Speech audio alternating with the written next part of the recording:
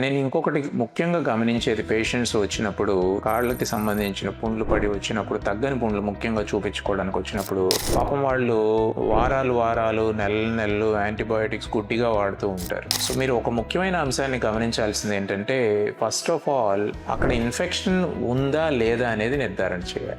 Infection ఉందా లేదా నిర్ధారణ చేయాలి అంటే, అక్కడ కామన్ గా పెరిగే క్రిమి ఏదైతే ఉందో దాన్ని గమనించి ఐడెంటిఫై చేసి దానికి ప్రాపర్ గా యాంటీబయాటిక్ ఇవ్వడం. ఒకవేళ దురదృష్టవశాత్తు యాంటీబయాటిక్స్ మీద తగ్గకపోతే, ఇంతకు ముందు నేను చెప్పాను, కొత్తగా వచ్చే పద్ధతుల ద్వారా మందులు పనిచేయని బ్యాక్టీరియా ఏదైనా ఉంటే దానికి ఫాజ్ థెరపీ లాంటివి ఏదైనా అవకాశం ఉంటే ఆ పేషెంట్కి ఉపయోగపడుతుంది అనుకుంటే సైంటిఫిక్గా ఆలోచించి చేస్తాం.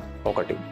రెండోది, ఇంకొక ముఖ్యమైన అంశం నేను చాలాసార్లు గమనించాను, చాలా మంది మిస్ అవుతూ ఉంటారు. రక్త ప్రసరణ ఎలా ఉంది అనేది గమనించుకోరు. సో ఏదైతే ఈ పుళ్ళు పడి ఉంటాయో కాళ్ళకి సంబంధించినటువంటి, ముఖ్యంగా షుగర్ పేషెంట్లో రక్త ప్రసరణ ప్రాపర్గా ఉందా లేదా అనేది మీరు చూడాలి. అది చాలా తేలికైన విషయమే, చిన్న టెస్టే. డాప్లర్ అనే ఒక టెస్ట్ ఉంటుంది. ఈ టెస్ట్ చేసుకొని రక్త ప్రసరణ ప్రాపర్గా ఉంటేనే మీకు పుండు తగ్గుతుంది. ఈ రక్త ప్రసరణ ప్రాపర్గా ఉందా లేదా అనేది ఆ టెస్ట్ చేయకుండా అదే పనిగా యాంటీబయాటిక్స్ వాడుతూ ఉంటారు. అవి పని చేయకపోవడమే కాకుండా శరీరంలో ఎక్కువగా వాడిన యాంటీబయాటిక్స్ వల్ల అరుగుదల లోపాల దగ్గర నుంచి, నోరు చేతి దగ్గర నుంచి మల్టిపుల్ ప్రాబ్లమ్స్ ఫేస్ చేసి ఒక్కోసారి కిడ్నీ ప్రాబ్లమ్స్ కూడా వస్తూ ఉంటాయి. సో మీరు పుండ్లు తగ్గినప్పుడు కేవలం పద్దాక యాంటీబయాటిక్ వాడటం ఒకటే ఇంపార్టెంట్ కాదు. అసలు అక్కడ బ్యాక్టీరియా ఉందా, ఉంటే అది యాంటీబయాటిక్స్ పనిచేసే రకమా, పనిచేయని రకమా, అసలు అదే కాకుండా సర్క్యులేషన్ డిఫెక్ట్ ఏమైనా ఉందా దాన్ని వెరిఫై చేసి చూసుకోవటం, అది ఎంత లోతులో ఉంది, బోన్ ఇన్వాల్వ్ చేసిందా లేదా, ఇట్లాంటి మల్టిపుల్ పాయింట్స్ ని వెరిఫై చేసుకోవాలి. కానీ ఏం వెరిఫై చేయకుండా అదే పనిగా వారాలు నెలలు యాంటీబయాటిక్స్ వాడకూడదు.